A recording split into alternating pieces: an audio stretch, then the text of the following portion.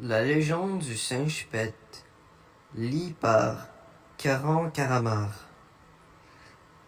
Dans un village très près des grands pays comme la Normandie se trouvait un petit singe. Mais le singe, qui s'appelait Singe Pète, avait un problème désastreux. Le petit singe avait des problèmes de gaz. À chaque fois qu'il allait en classe, il cassait son froc. Et après, la classe le regardait et riait. Ah ah ah, singe pète, tu as encore pété, mec. Ah, regardez, singe pète, il a une bosse dans le pantalon. Ces jours-là, singe pète se sentait très très triste. Donc, singe pète a demandé à sa maman, Maman, pourquoi je pète? Sa maman lui a dit, mais singe pète, tout le monde pète. Toi, tu pètes juste plus que les autres. Donc sa maman a dit, va chez le docteur, singe pète. C'est gratuit. Nous vivons en Beau-Giovanni. En Beau-Giovanni, tout est gratuit, mon petit singe pète. Et après, singe pète a dit à sa maman, Maman, le docteur s'est pas lui avec une tronçonneuse. Ah non, singe pète. Les tronçonneuses, c'est les bûcherons qui ont ça. Et ici, en Bouge-Normandie, il n'y a pas d'arbre. Juste de la barbe à papa. Le lendemain, Singe-Pète décida de faire semblant qu'il était malade. Il ne voulait pas aller à l'école voir ses camarades de classe qui riaient de ses paix. Sa maman lui a demandé, pourquoi Singe-Pète, qu'est-ce qu'il y a? Singe-Pète dit, j'ai un mal de tête, j'ai très mal, maman. J'ai les yeux qui brûlent, j'ai les oreilles qui grattent, j'ai les cheveux qui tombent sur le plancher. Et là, la mère de Singe-Pète lui dit, veux-tu une soupe pour ça, Singe-Pète? Et Singe-Pète a dit, ah oui, avec plaisir. Je ne veux pas une soupe trop chaude. Ok, la mère de Singe-Pète a répondu. Elle apporta cette soupe à Singe-Pète. Singe-Pète la dégustait. Elle était très excellente. Après, la maman de Singe-Pète lui amena un bon jus d'orange. Et Singe-Pète le savourait. Ce jus d'orange était exquis. Exquis, qui était un mot que les singes racontaient à leur fils. Qui vient du mot extrêmement bien. C'est alors que Singe-Pète a dit à sa mère, j'ai pété sur la couette, maman. On prie à l'autre chez le docteur. La mère dit, ok, Singe-Pète, on va aller chez le docteur. On va voir qu'est-ce qu'il y a avec ta machine à pète. Arrivé chez le docteur, Singe-Pète s'assit sur la chaise. Le docteur lui dit, oh oh oh, Singe-Pète, c'est moi le docteur. Je m'appelle Adrien. Et là, le docteur Adrien a pris son genre de télescope et a regardé dans la bouche de Singe-Pète. Il a dit, non, le problème n'est pas dans les dents. Il a regardé sous les aisselles de Singe-Pète. Non, le problème n'est pas sous les aisselles.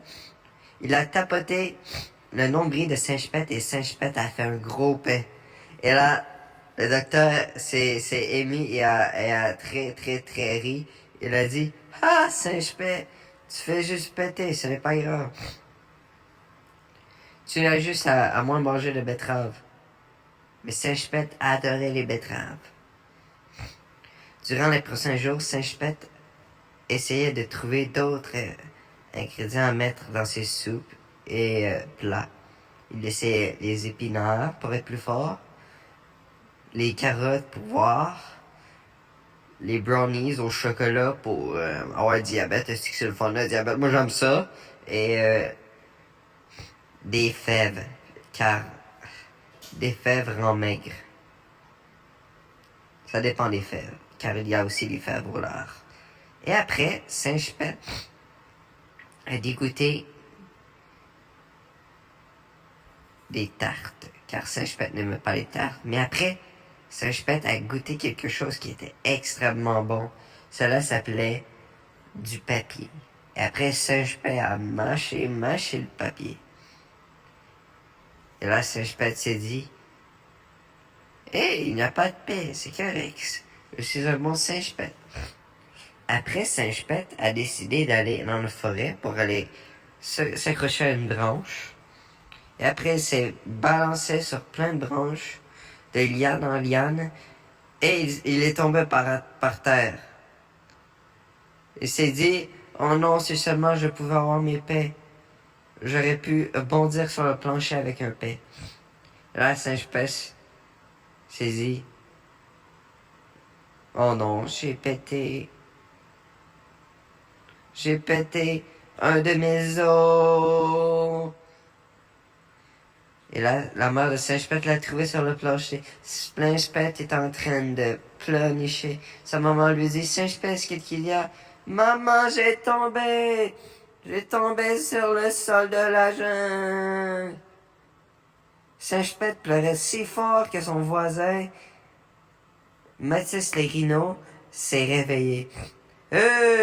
C'est quoi ce vacarme? C'est quoi ce vacarme? Pourquoi vous faites du bruit? Je n'aime pas le bruit.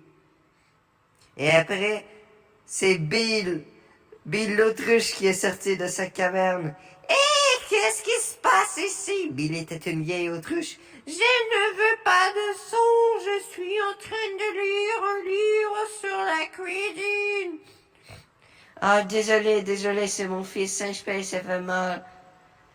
Singe-Pet, qu'est-ce que tu as fait encore comme bazar? Je sais pas ma faute, ce n'est pas ma faute, j'ai tombé.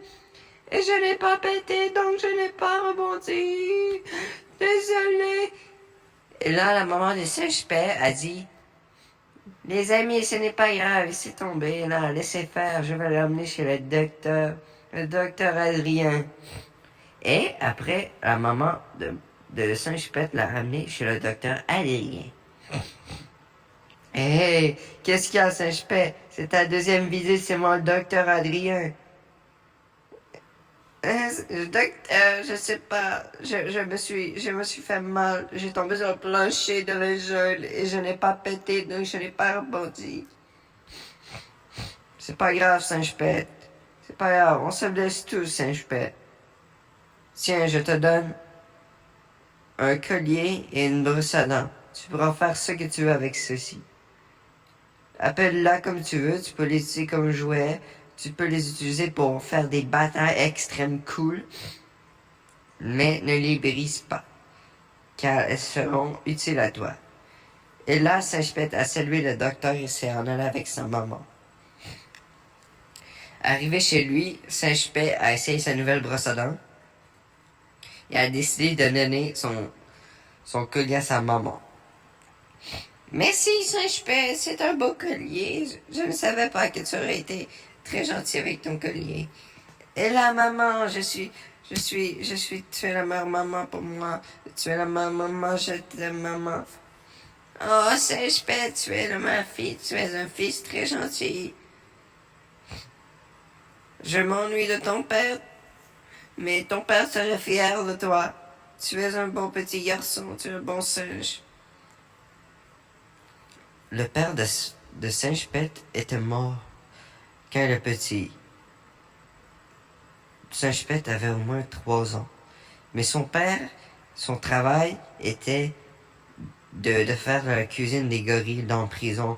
Mais en prison, un grand éléphant est rentré dans le mur de la prison et a décidé de libérer les criminels. Et un des criminels, qui était un gorille, a décidé de écraser le cou du père de Singe-Pet. Donc il est mort. Pauvre Singe-Pet qui a perdu son père. Au moins, la maman de Singe-Pet avait encore des photos de lui. Pauvre Singe-Pet. Pauvre maman Singe-Pet. À chaque année, la famille Singe-Pet faisait une fête pour commémorer la mort de leur mari et père. Il s'appelait Henry. Henry Jungle. C'était le père de Singe-Pet. Singe-Pet Jungle. Et sa femme, Roblox Jungle. Mais Singe-Pet avait un beau-père un jour. Mais son beau-père maltraitait sa mère. Donc, elle a mis dehors Monsieur Minecraft. Minecraft 360. Mais Singe-Pète avait une belle vie maintenant, avec sa mère seule dans la maison. Il prenait soin de sa mère, c'était un bon Singe-Pète. Mais quelquefois, il se mettait loose et pétait dans son visage sans faire exprès. Mais la mère de Singe-Pète s'assisait et riait avec lui. Ils riaient les deux. C'était une belle famille. Revenons à nos moutons maintenant. Reprenons les pièces de robot.